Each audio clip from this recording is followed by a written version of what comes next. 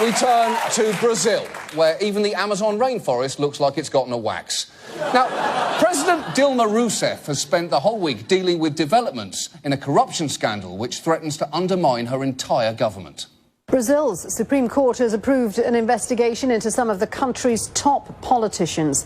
They're accused of taking bribes in exchange for lucrative oil contracts from the state-run oil company Petrobras.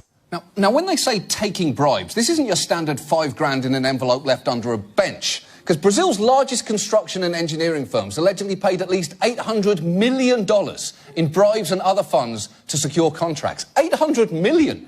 You'd need an amazing construction firm just to build a bench large enough to hide that bribe underneath. More than 30 members of Rousseff's ruling coalition are under investigation, so she took to the airwaves this week to try and calm people down. You have every right to get irritated and be worried, but I ask for patience and understanding because this situation is transitory. Is it?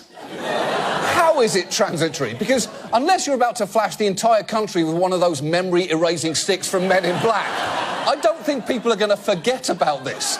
In fact, Brazilians weren't even listening to her speech for a pretty loud reason. Her critics had organized a kind of pot-banging protest, and I was in Sao Paulo, leaned out the window. It sounded like a football game.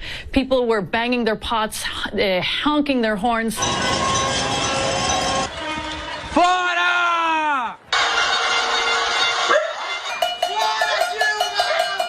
That's actually a real form of protest called panelazo, which has been in South America for years and off-Broadway for decades. It's so entrenched, it's even taken place on the floor of Brazil's legislature. Do bom senso do povo brasileiro. Minha homenagem ao povo brasileiro. Now, I love everything about that, but the best detail there is the sign language interpreter. Even he is banging invisible pots in disgust.